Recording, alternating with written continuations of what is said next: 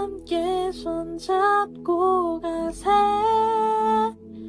조금 느리고 어려울지라도 주님 부르신 그 감격 붙잡고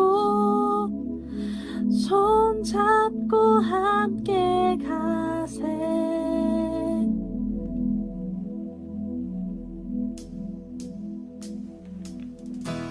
때로는 우리 가는 길이 버거워도 우리 혼자 아니고 주님과 함께 가니까 다들 파이팅! 우리 걸어가는 이 길이 결코 처음 밟는 길은 아니야. 수천 년 동안 온 땅 곳곳에서 주님 따른 흔적이 있으니 우리 걸어가는 이 길이 낯설고 두려워 보일지라도 삶의 무게를 찢고 흘러들어오는 주님 부활의 생명의 방. 우리 함께 손잡고 가세. 조금 느리고 어려울지라도 주님 부르신 그 감격 붙잡고 손잡고 함께 가세. 주님 함께 손잡고 가세. 때론 더디고 힘겨울지라도 주님 부르신 그날을 향하여 손잡고 함께 가세.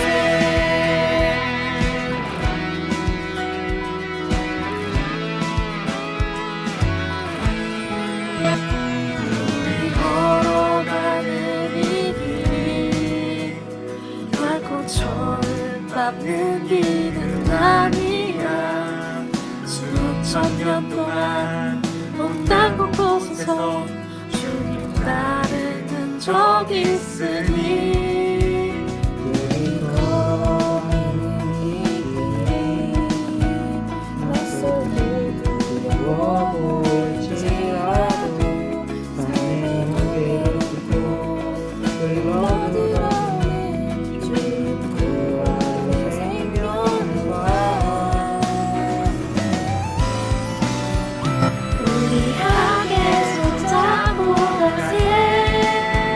조금 느리고 어려울지라도 주님 부르신 그 감격 붙잡고 손잡고 함께 가세. 우리 함께 손잡고 가세. 때론 더디고 힘겨울지라도 주님 부르신 그날을 향하여 손잡고 함께 가세. 우리 함께 손잡고 가세. 조금 느리고 어려울지라도 주님 부르신 그날을 붙잡고 손잡고 함께 가세. 우리 함께 손잡고 가세. 때론 더디고 힘겨울지라도 주님 부르신 그날을 향하여 손잡고 함께 가세.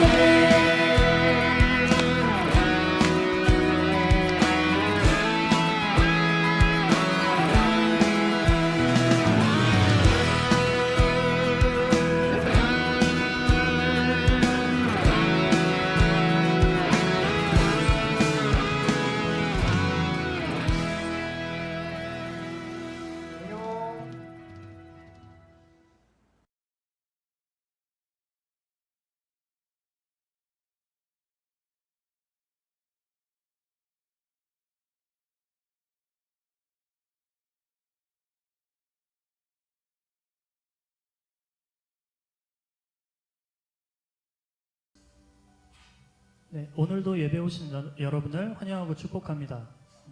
오늘도 주어진 자리에서 주님을 찬양하며 기도하는 마음으로 같이 예배를 섬겼으면 좋겠습니다.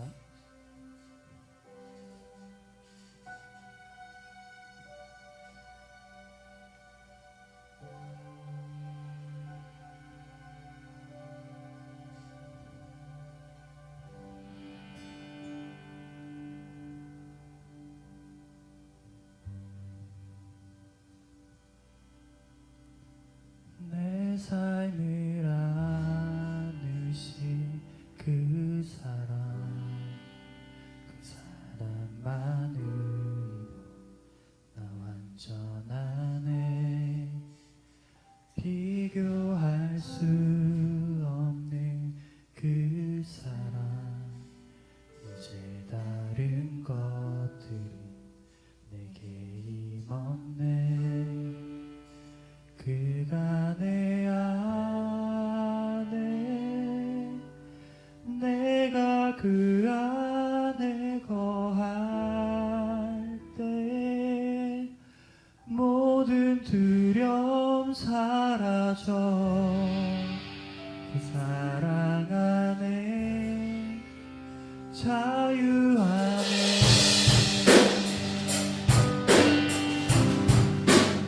내 삶을 안으신 그 사랑만으로 나 완전하네. 비교할 수 없는 그 사랑, 이제 다른 것들 내게 힘없네. 그가 내 안에, 내가 그 안에 거할 때 모든 두려움 사라져. 사랑 안에 자유 안에 그가 내 안에, 그가 내 안에, 내가 그 안에 거할 때 모든 두려움 사라져. 그 사랑 안에 자유 안에 주 사랑이 날 감싸네. 주 사랑이 날 감싸네. 날 채우네. 주 사랑이 날 비추네. 변함없네. 주 사랑이 날 감싸네. 주 사랑이 날 감싸네. 날 채우네. 그 사랑이 날 비추네. 변함없네.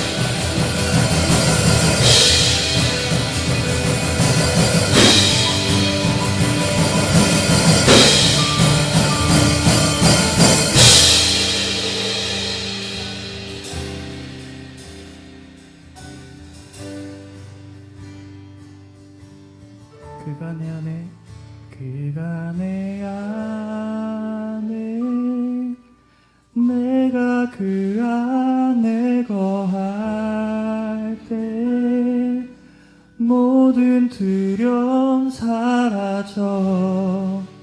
그 사랑 안에 자유 안에 그가 내 안에 그가 내 안에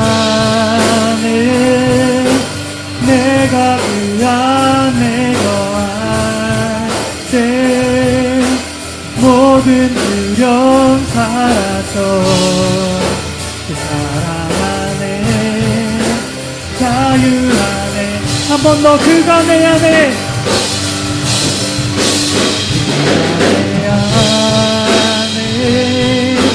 내가 그 안에 거할 때 모든 두려움 사라져 사랑 안에 자유 안에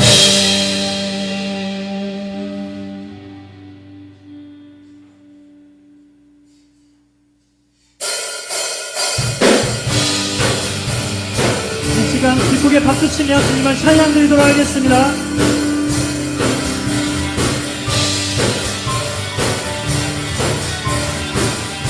그 신실하심 놀라워 그 신실하심 놀라워 죄인의 마음을 흩뜨네 고민한 물가로 인도하시니 그 무엇도 끊지 못해 그 무엇도 끊지 못해 주여 기억하소서 주여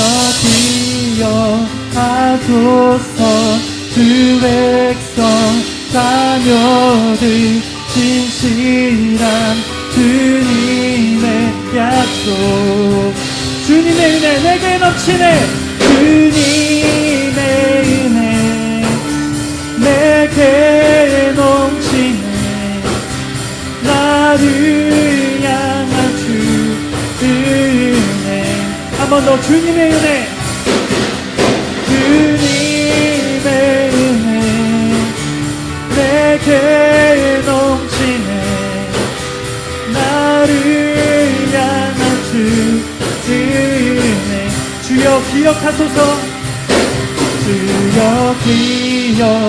기억하소서 주 백성 자녀들 진실한 주님의 약속 주여 기억하소서 주여 기억하소서 주 백성 자녀들 진실한 주님의 약속 주님의 은혜 내게 넘치네 주님의 은혜 내게 넘치네 나를 향한 주 은혜 한 번 더 주님의 은혜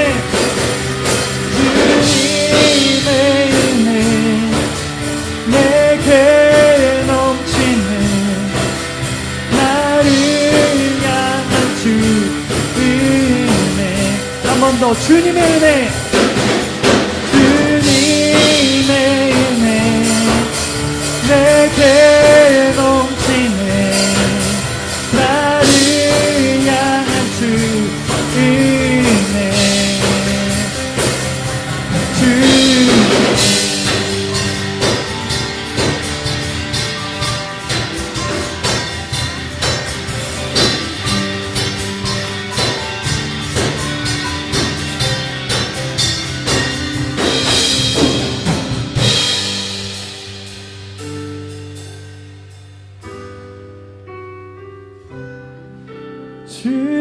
주님의 은혜 내게 넘치네 나를 향한 주 은혜 한 번 더 주님의 은혜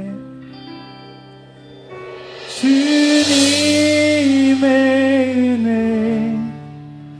내게 넘치네 나를 향한 주 은혜 주 은혜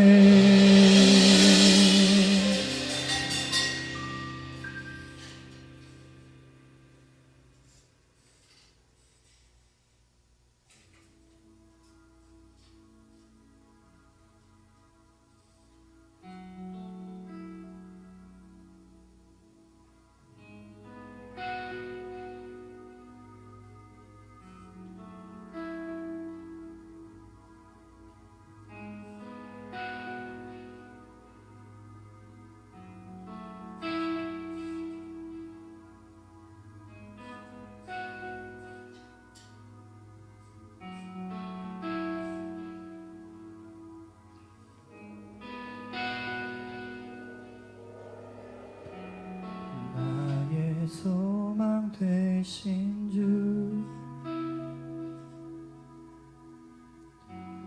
주를 바라봅니다.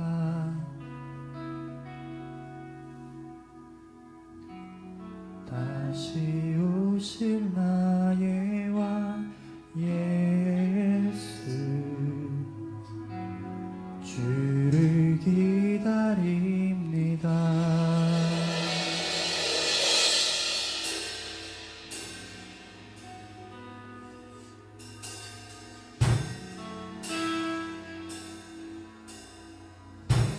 나의 소망 되신 주, 나의 소망 되신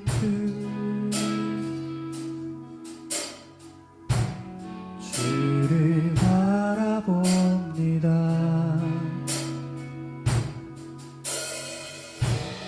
다시 오실 나의 왕 예수, 주를 기다립니다. 주를 기다립니다. 주를 기다립니다. 밤이나 낮이나 밤이나 낮이나 어제나 오늘도 영원히 주만 찬양하네. 괴롭고 슬플 때 낭만하여 넘어져도 언제나 주만 찬양하겠네. 밤이나 낮이나 밤이나 낮이나 어제나 오늘도 영원히 주만 찬양하네.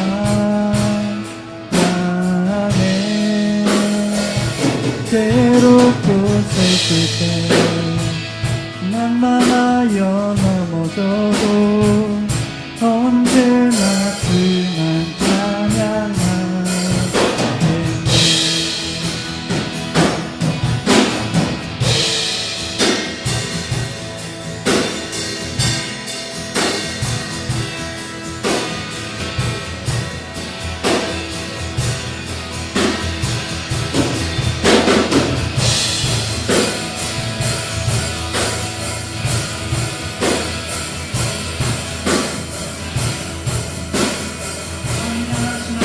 밤이나 낮이나 밤이나 낮이나 어제나 오늘도 영원히 주만 찬양하네. 괴롭고 슬플 때 낭만하여 넘어져도 언제나 주만 찬양하네. 밤이나 낮이나 밤이나 어제나 오늘도 어제나 영원히 주만 찬양하기 원합니다.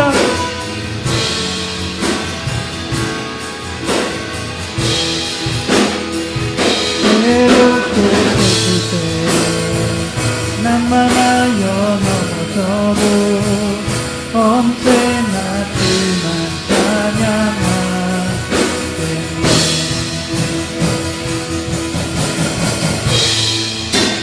오늘 예배를 위해 자리에서 잠잠히 눈을 감고 묵상하는 시간을 가지도록 하겠습니다. 오늘의 말씀과 오늘의 기도 그리고 선생님의 설교를 기대하며 다같이 묵상하도록 하겠습니다. 묵상하도록 하겠습니다.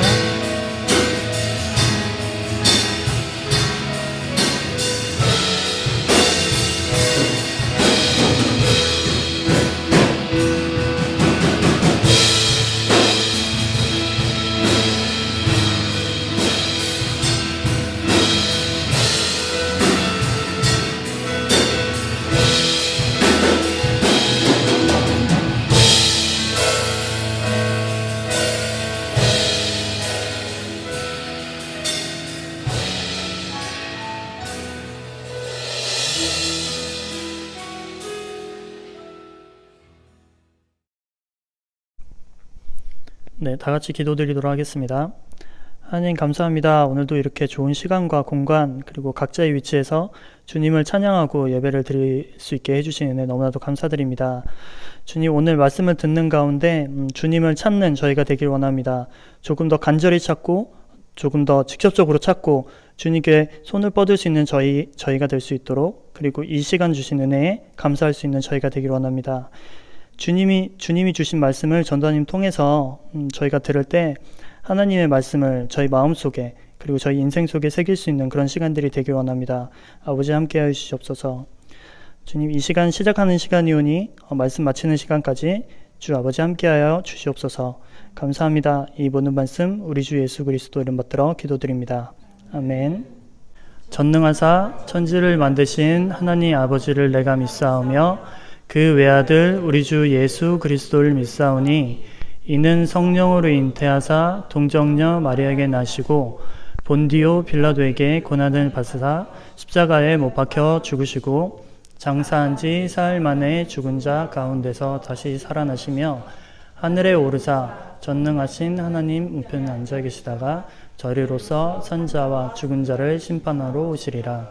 성령을 믿사오며 거룩한 공예와 성도가 서로 교통하는 것과 죄를 사하여 주시는 것과 몸이 다시 사는 것과 영원히 사는 것을 믿사옵나이다. 아멘. 저희 말씀 먼저 봉독하도록 하겠습니다. 말씀 사사기 16장 28절에서 30절 말씀입니다. 삼손이 여호와께 부르짖어 이르되 주 여호와여 구하옵나니 나를 생각하옵소서. 하나님이여 구하옵나니 이번만 나를 강하게 하사 나의 두 눈을 뺀 블레셋 사람에게 원수를 단번에 갖게 하옵소서 하고, 삼손이 집을 버틴 두 기둥 가운데 하나는 왼손으로 하나는 오른손으로 껴 의지하고, 삼손이 이르되 블레셋 사람과 함께 죽기를 원하노라 하고 힘을 다하여 몸을 굽히매 그 집이 곧 무너져 그 안에 있는 모든 방백들과 온 백성에게 덮이니 삼손이 죽을 때 죽인 자가 살았을 때 죽인 자보다 더욱 많았더라. 아멘. 자, 오늘은 말씀 시작하면서 넌센스 퀴즈 하나 내면서 시작하려고 하는데요. 자, 우리 먼저 첫 번째 문제. 우리 얼마 전에 봄비가 내렸었죠. 전도사님은 개인적으로 비 오는 날씨를 싫어하지 않는데 이 비는 너무 싫습니다. 하늘에서는 비가 내리는데 이 비는 가짜 비예요. 이 비는 무엇일까요? 정답. 정답이에요. 자, 두 번째 문제. 자, 일반적으로 사람의 눈은 몇 개죠? 두 개입니다. 다리는요? 좋습니다. 팔도 두 개예요. 자, 그렇다면 일반 사람보다 손이 하나 더 있는 사람이 있습니다. 누구일까요? 자, 빠른 정답 맞습니다. 네.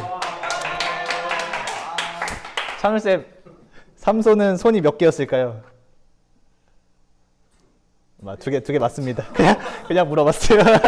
자, 오늘 설교 제목 우리 한 목소리로 읽어보도록 하겠습니다. 시작. 삼손 신드롬. 가장 강했지만 가장 약했던 남자.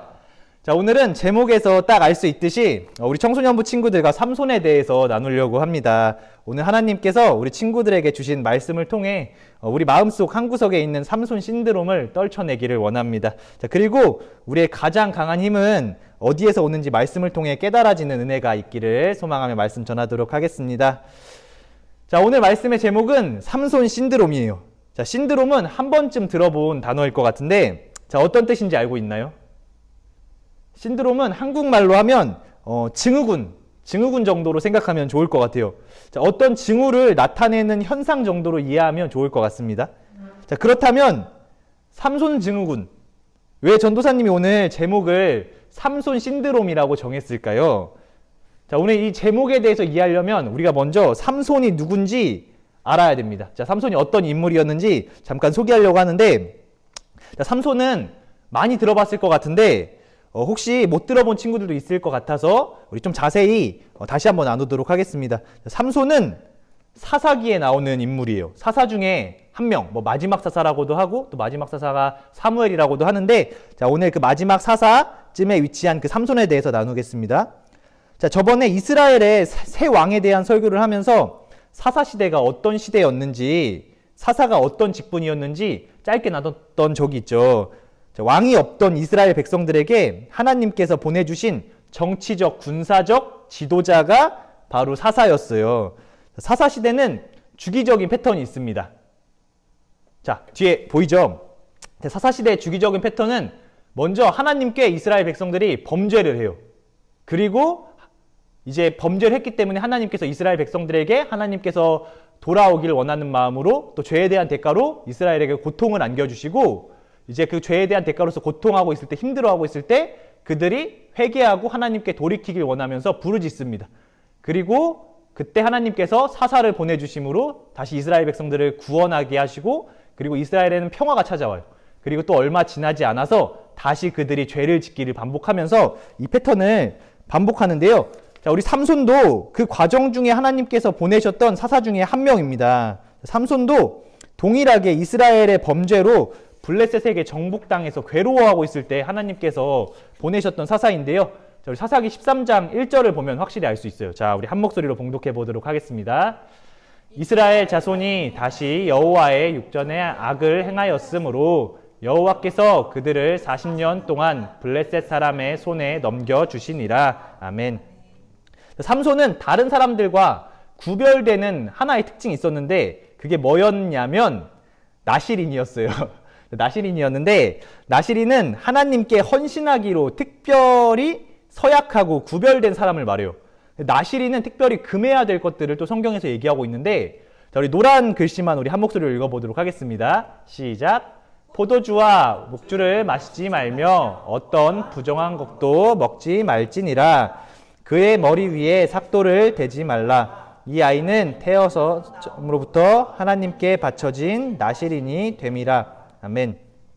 하나님께서 삼손에게 복을 주셨는데 또 어떤 복을 주셨냐면 엄청난 괴력, 강력한 힘을 주셨어요.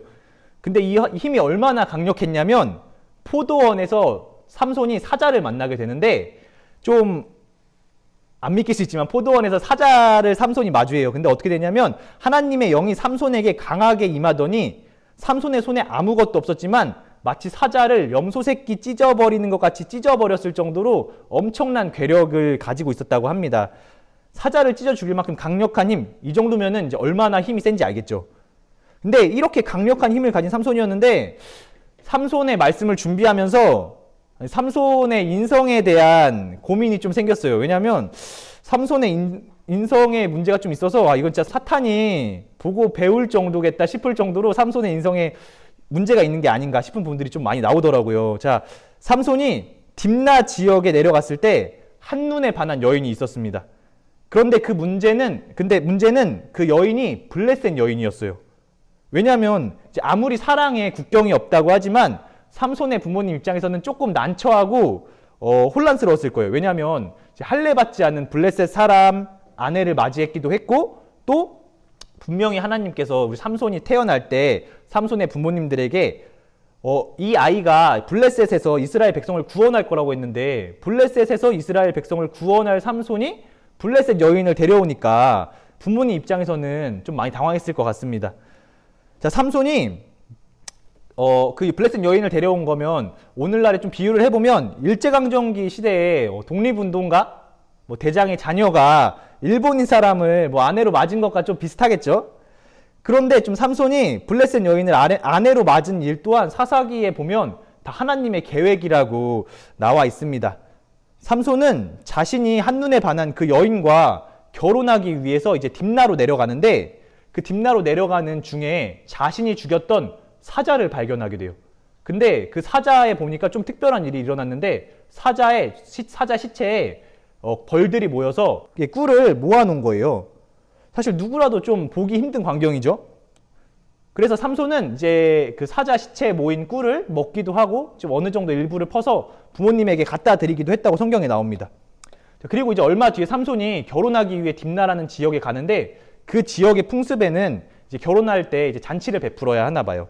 그래서 성경에 이제 잔치를 베푼다는 표현이 나오는데 그 잔치에 참석한 블레셋 청년들이 30여 명 정도가 있었거든요.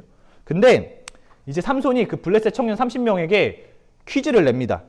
어떻게 내냐면 내가 문제를 낼 건데 맞추면 배옷 30벌 또 겉옷 30벌을 줄게. 대신 문제를 못 맞추면 나한테 배우 30벌, 겉옷 30벌을 줘야 돼. 일주일 동안 시간을 줄 테니까 나랑 퀴즈 한번 해볼래? 이렇게 자신만만하게 삼손이 퀴즈를 냅니다. 근데 사실 문제를 푸는 사람이 30명 정도고 일주일 정도는 시간이 있었기 때문에 이 블레셋 사람들도 아마 당당하게 그 퀴즈에 맞서지 않았을까 싶어요. 근데 친구들도 이제 이 문제를 한번 같이 풀어보세요. 자, 우리 한번 볼까요? 먹는 자에게서 먹는 것이 나오고 강한 자에게서 단 것이 나왔다. 이 말의 뜻은 무엇일까요? 자, 친구들도 한번 고민해 보세요.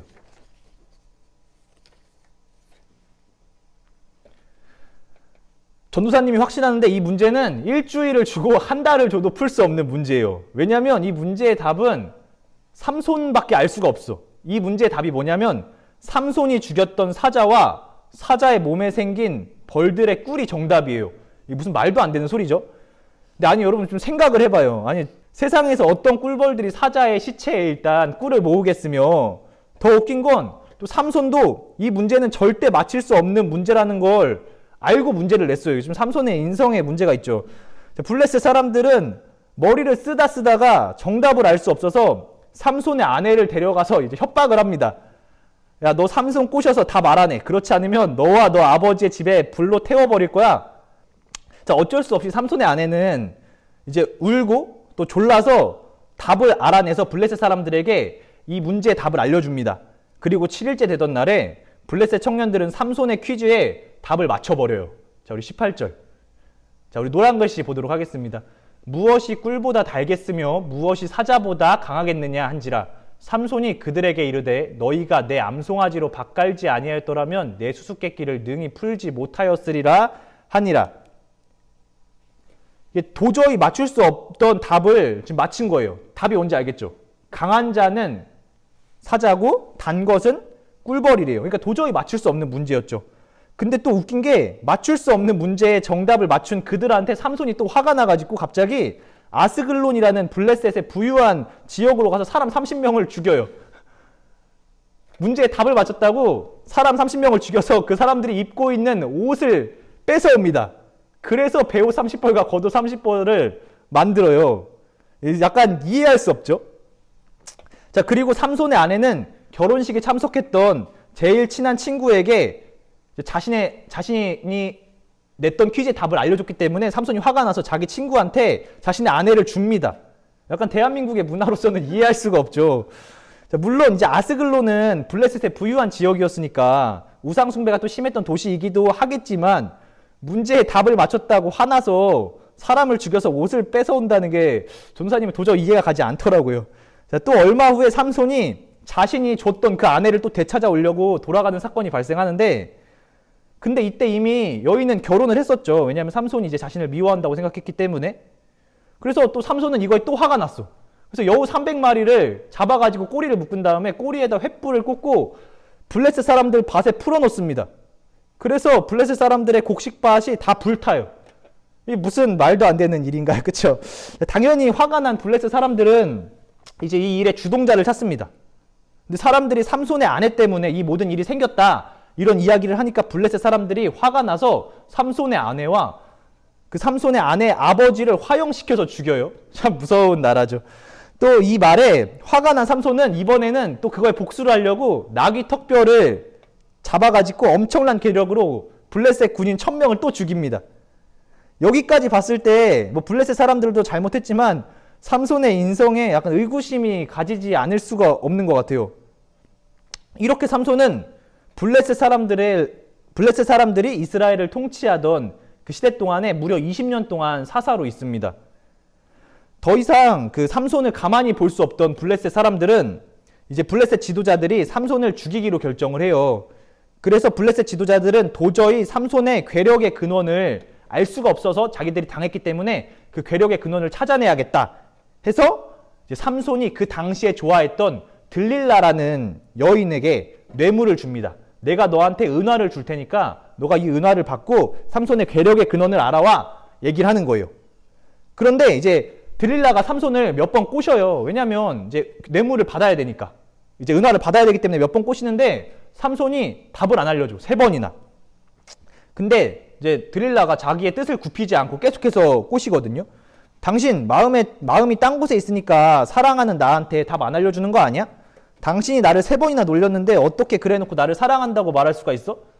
이렇게 자기가 좋아하는 여자가 자기를 꼬시니까 삼손도 마음이 엄청 괴로웠던 것 같은데, 실제로 성경에서 삼손의 마음을 어떻게 표현하냐면 삼손의 마음이 번뇌하여 죽을 지경이었대요. 삼손도 남자였기 때문에 삼손도 자신이 좋아했던 여자가 자기를 쫄르니까 마음에 되게 어려움이 있었던 것 같아요. 그래서 삼손은 결국 그 힘의 근원을 알려줍니다. 자, 전사님 읽도록 하겠습니다. 삼손이 진심을 드러내어 그에게 이르되 내 머리 위에는 삭도를 대지 아니하였나니 이는 내가 모태에서부터 하나님의 나실인이 되었음이라. 만일 내 머리가 밀리면 내 힘이 내게서 떠나고 나는 약해져서 다른 사람과 같으리라 하니라. 무슨 소리냐면 나는 사실 나실인인데 머리를 자르지 않아. 그래서 내 힘은 왜냐면 머리카락에서 나오거든. 내가 머리를 밀면 다른 사람처럼 다시 약해질 거야. 이걸 비밀을 알려준 거예요. 그러니까 어리석게 삼손은 자신의 힘의 근원을 적군한테 누설해버린 셈이 된 거죠. 그리고 어느 날에 이제 삼손이 들릴라의 무릎을 베고 누워서 자고 있던 중이었어요. 이제 그때 들릴라가 블레셋 사람들과 짜서 그 숨어있던 블레셋 한 남자가 와서 삼손의 머리털을 밀어버립니다. 그리고 이제 삼손의 몸을 묶어서 도망가는데 삼손이 잠에 깨서 이거 끊어버려야겠다 했으나 이미 하나님이 삼손을 떠나셨다고 성경에 나옵니다. 그래서 블레셋 사람들은 삼손을 붙잡아서 눈을 빼요. 오늘 성경 말씀에 죽이고 빼고 장난 아니죠. 그래서 청동 사슬로 삼손을 묶고 감옥에 가둬서 맷돌을 가는 일을 시켰다고 합니다. 여기까지 생각하면 삼손한테 더 이상 가망이 없구나 나오는데, 그 다음 나오는 말씀인데 좀 웃기더라고요. 그런데 그들이 미처 생각하지 못한 게 있었어요. 뭐였을까요?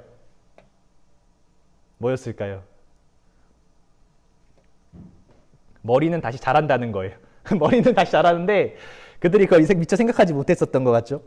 이제 블레셋은 자신들의 적군의 수장 삼손을 얻어서 이제 그 영광을 그들의 신 다곤한테 제사를 드리기 위해서 성대한 제사를 준비하고 성전에 모입니다.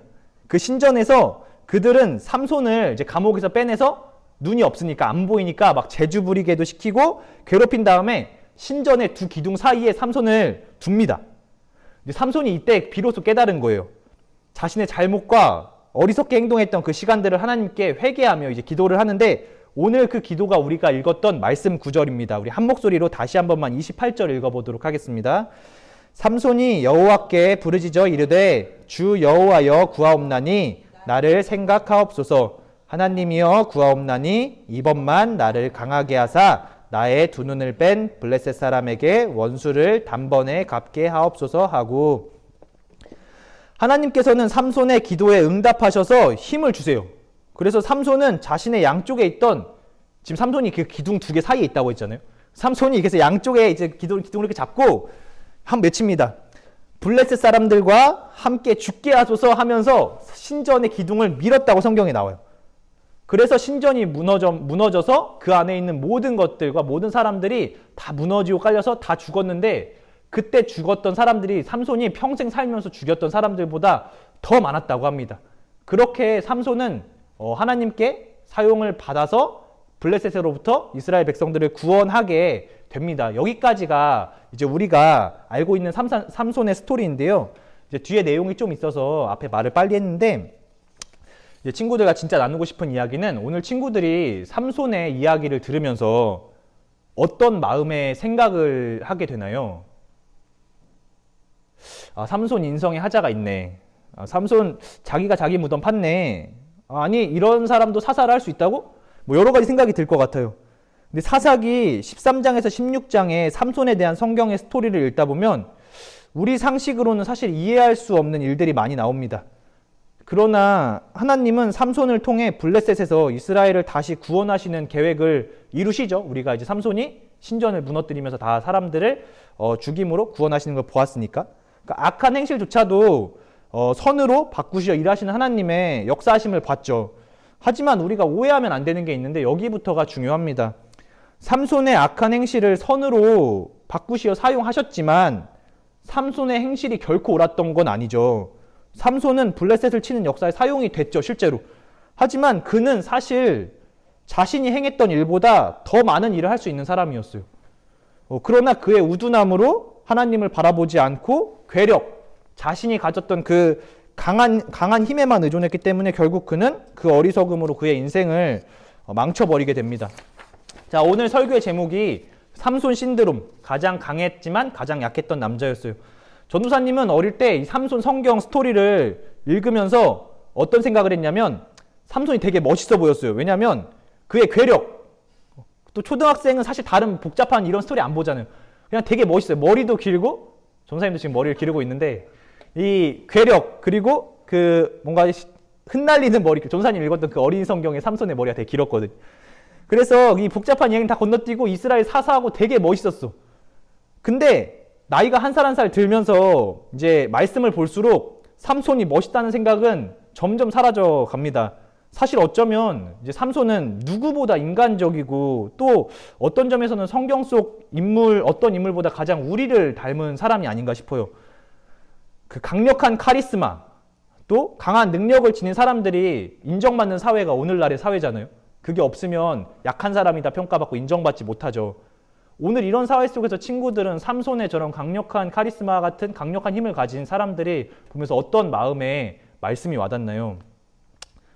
이제 우리가 오늘 삼손의 삶을 쭉 살펴보면 스스로의 강함이 가질 수 있는 허점과 강함이 가질 수 있는 연약함을 다 봤는데, 그리고 그의 생애 전반을 통틀었던 큰 문제의 집합, 그리고 그 문제의 집합을 관통했던 그의 모습을 보면서 우리는 하나의 증후군을 발견할 수 있죠. 그게 바로 오늘 전도사님이 친구들과 나누고 싶었던 삼손 신드롬이라는 제목입니다. 삼손은 왜 강한 사람들이 실패했는지를 알려주고 있어요. 나시린으로 서약됐고 또 구별됐고 이스라엘의 이스라엘됨이 무엇인지 이미 삼손은 알고 있었을 거예요. 근데 삼손은 그걸 무시하고 자기 강함대로 살았던 자기 중심적인, 누구보다 인간의 본성에 가장 가까웠던 인물이 바로 삼손이지 않을까 생각이 듭니다. 이 중요한 성경, 우리 성경이 총 몇 장으로 되어 있죠? 1189장인가요? 1136장인가요? 그 많은 성경에서 너무나 중요한 것들이 기록되어 있는데 그 중에서 무려 4장이나 차지하면서 이 사사기의 저자가 삼손에 대해서 우리한테 알려주고 싶었던 그 저자의 의도가 있을 거 아니에요? 그 삼손 신드롬은 우리한테 정말 위험한 증후군입니다. 사실 뭐 이런 말이 실제로 존재하진 않지만 우리가 임의로 이런 말을 지어봤지만 굉장히 우리가 잘 생각하면서 늘 주의 깊게 생각해야 되는 것 같아요. 삼손은 자신이 강할 때에서야 비로소 자신의 강함을 의지했죠. 이게 인간의 타고난 본성인 것 같아요. 조금만 틈이 있으면 하나님 바라보는 것에서 눈을 다른 곳으로 돌리고 하나님께서 우리를 위해 영적으로 무언가를 행하면 늘 겸손한 마음으로 감사함으로 순종해야 되는데, 인간의 본성은 우리가 강해졌으면 이건 우리가 강한 거다라고 생각하고 내가 무언가 있다고 생각하고 어김없이 삼손 신드롬이 우리에게 찾아옵니다. 우리는 그렇게 계속 강함을 찾아요. 약해지기 원치 않죠. 이 각박한 세상 속에서 넘어지지 않기 위해서, 또 인정받기 위해서 몸부림치면서 어떤 마음으로 그러는지 우리 모두는 사실 다 충분히 공감할 거라고 생각이 듭니다. 그런데 우리가 믿는 예수님, 역설적인 기독교의 진리는 우리의 약함이 강함되는 것에 있습니다. 그 역설적인 진리 속에서 가장 궁극적인 약함이 가장 강함됨을 우리가 발견했는데, 우리가 그걸 알고 있는데 그게 뭐죠? 바로 십자가 사건이죠. 자, 우리 고린도후서 13장 4절에 보면 나와요. 우리의 가장 약함을 우리가 십자가 사건에서 봤죠. 그리스도께서 약하심으로 십자가에 못 박히셨으나 하나님의 능력으로 살아계시니 우리도 그 안에서 약하나 너희에게 대하여 하나님의 능력으로 그와 함께 살리라. 결국 그리스도의 궁극적인 약함으로 우리는 가장 최고의 승리를 얻는 경험을 하고 우리는 또 그걸 믿잖아요. 왜냐하면 우린 기독교니까. 전도사님도 또 우리 선생님들도 참 많이 경험했기 때문에 우리 친구들에게 너무 말해주고 싶은 사실이 하나 있는데, 우리가 우리의 강함을 의지하고 삼손 신드롬에 취해 있는 게 결론적으로 더 강해질 수 없다는 거예요. 우리의 가장 강함이 하나님의 약함보다 못하고 우리의 가장 지혜로움이 하나님의 가장 어리석음보다 못하다고 성경에 나오죠. 우리 한번 볼까요? 고린도후서 1장 25절에 나옵니다. 하나님의 어리석음이 사람보다 지혜롭고 하나님의 약하심이 사람보다 강하니라.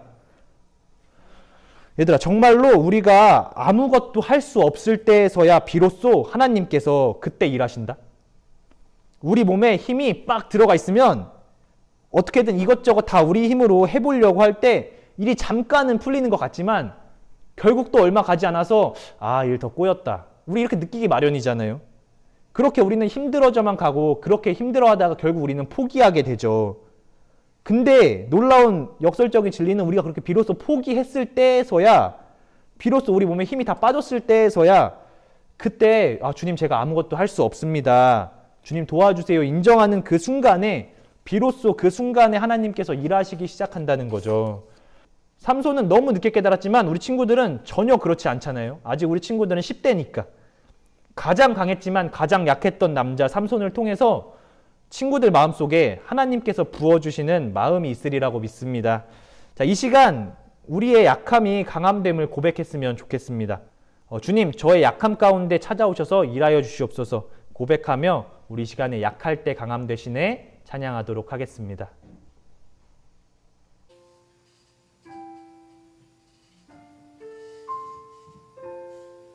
우리 기독교의 진리는 약할 때 강함됨에서 있습니다. 자, 우리 그 고백을 기억하면서 우리 시간에 우리의 약함이 하나님의 강함되게 하여 주시옵소서. 우리 함께 찬양했으면 좋겠습니다.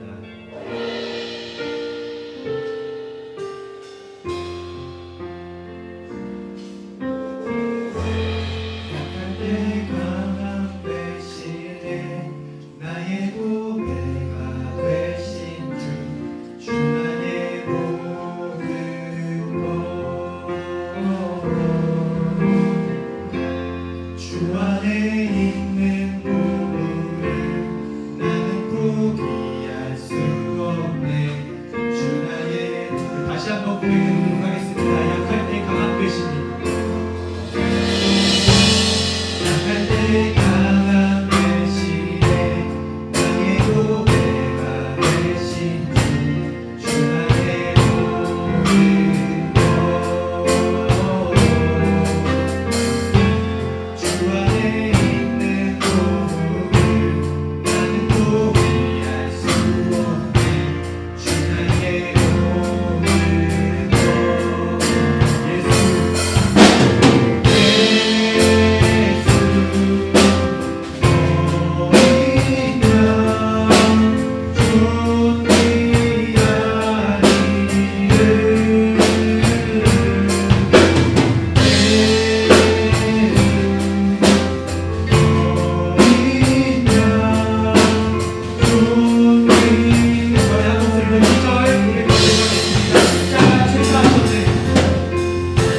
십자가 제사하셨네.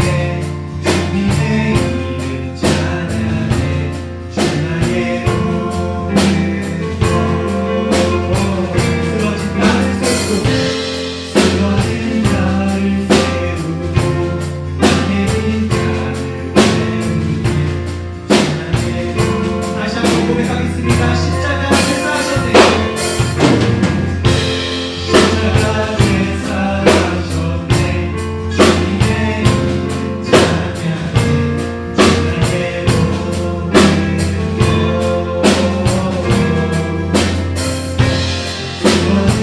나를 세우고 나의 빈장을 채우네.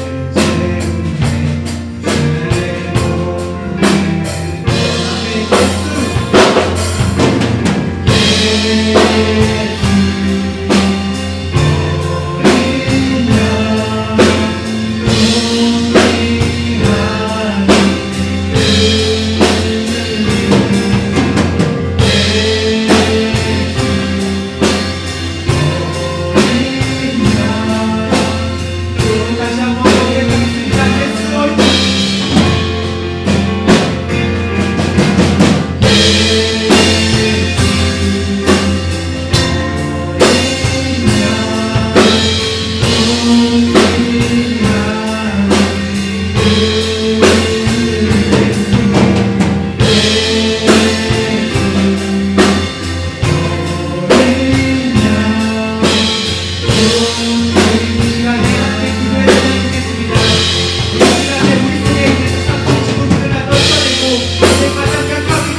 어린 기억하며 우리 약함을 함께 하신 하나님 인사하시면 좋겠습니다. 이 약함을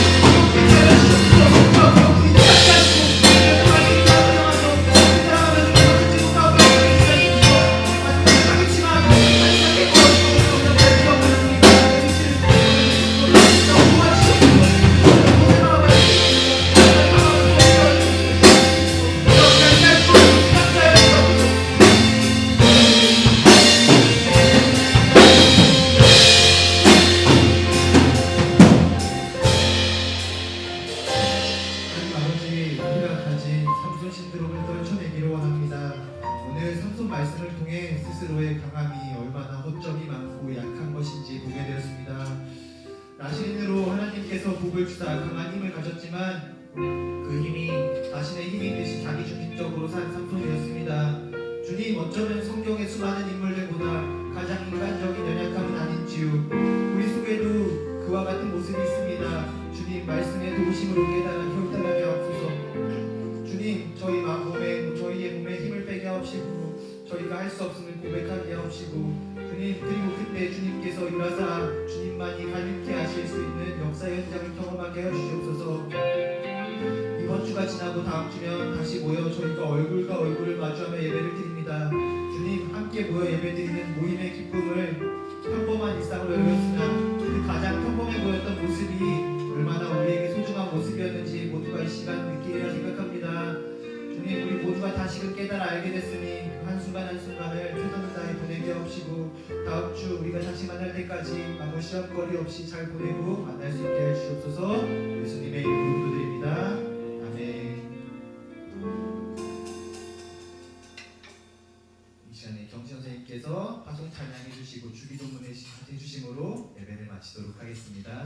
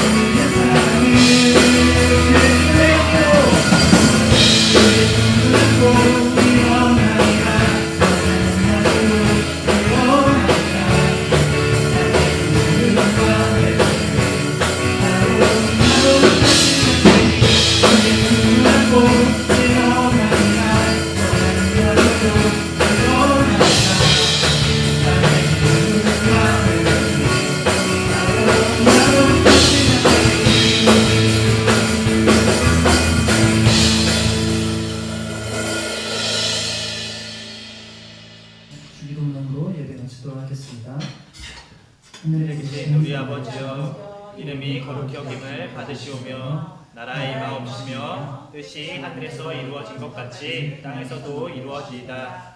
오늘날 우리에게 일용할 양식을 주옵시고 우리가 우리에게 죄 지은 자를 사하여 준 것 같이 우리의 죄를 사하여 주옵시고 우리를 시험에 들게 하지 마옵시며 다만 악에서 구하옵소서. 나라와 권세와 영광이 아버지께 영원히 있사옵나이다. 아멘. 자, 우리 짧게 광고하도록 하겠습니다. 자, 우리 미디어 예배는 우리 이번 주까지요. 우리 오늘까지 26일까지고 우리 다음 주 5월 3일부터는 우리 10시 30분에 다시 엘리몰에 모여서 우리 대면 예배를 시작합니다. 우리 예배 올 때 다들 잊지 말고, 이제 코로나 여파가 좀 줄어들었다고 해도 우리 예방 차원에서 마스크 다들 잊지 말고 꼭 챙겨서 우리 마스크 다 쓰고 우리 예배당에 들어오는 거 잊지 않았으면 좋겠습니다. 우리 다음 주는 5월 첫째 주인데 우리 5월 생일잔치가 있습니다. 우리 3, 4, 5월 친구들, 우리 3달 친구들에 대해서 우리 함께 진행할 거니까 우리 3, 4, 5월 친구들 빠지지 않고 우리 와주셨으면 좋겠습니다. 자, 우리 이번 주도 똑같이 우리 예배를 드렸으면 인증샷을 찍을 건데 우리 그 인증샷을 선생님께 보내드리고 우리가 지금까지 길게 우리 인증샷을 찍었는데 그 인증샷에 대한 횟수만큼 우리 행복권을 준다고 했죠. 우리 5명 추첨하기로 했는데 지금 어떤 상품이 나갈지는 생각하고 있어요. 근데 최대한 친구들이 어떤 상품을 좋아할까 고민하고 있어서 우리 친구들 그날 안 오면 없습니다. 우리 목표도 없으니까 우리 친구들 와서 잘 선물 받아갔으면 좋겠고요. 자, 우리 마지막 광고는 우리 다음 주에 찬양팀명 공모전이 있습니다. 우리 2월쯤에 우리 친구들이 열심히 이렇게 딱 찬양팀을 다 넣었잖아요. 그 가운데서 우리 찬양팀 선생님들께서 우리 몇 가지의 이름을 선출하셨는데 우리 그 이름 가지고 우리 여기 앞에 들어올 때 우리 친구들이 스티커를 부착할 거예요. 그래서 우리 친구들과 함께 찬양팀명을 공부하고 우리 그래서 최종적으로 가장 많은 스티커 투표가 나온 그 이름을 가지고 우리가 함께 앞으로 청소년부 찬양팀명으로서 함께 찬양을 하도록 하겠습니다. 우리 정당한 투표권을 잘 행사하는 우리 청소년부 친구들이 되었으면 좋겠습니다.